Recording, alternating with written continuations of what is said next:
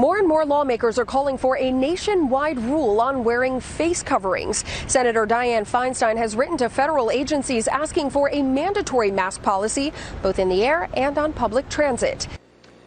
Well, that was news footage from June, just this June, when California Senator Dianne Feinstein wrote a letter to the FAA demanding everyone wear masks in airports. Feinstein wrote that we need a mandatory mask policy for all airport and airline employees and passengers, end quote.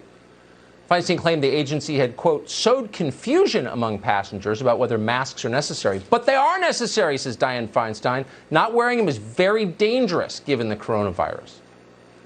Well, given that, today, this show exclusively obtained photographs of, and this is going to rock your world, Dianne Feinstein in a private terminal at Dulles Airport, an FBO, as they say in private aviation, on Friday.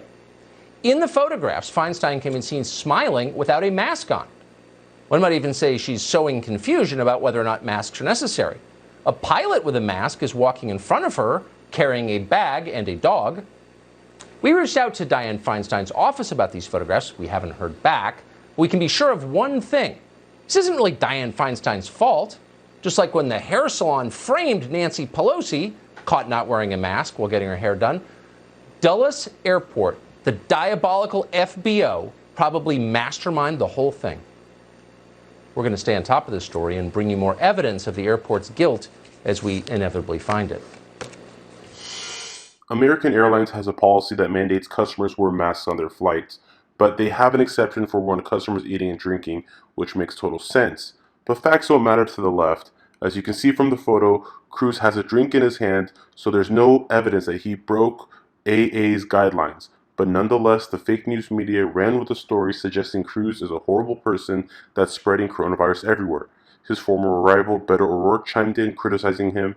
American Airlines even reached out to Cruz to remind him of the policy. Do you think they would have done this to a Democrat? Do you think the airport will reach out to Dianne Feinstein? Does Dianne Feinstein have to explain herself to society? Heck no. Proving again that the real privilege in society is liberal privilege. Liberals make laws, they don't follow them, and they blame Republicans for everything. Don't let these hypocrites have any power. And if you like this content, be sure to like and subscribe and share it with your friends.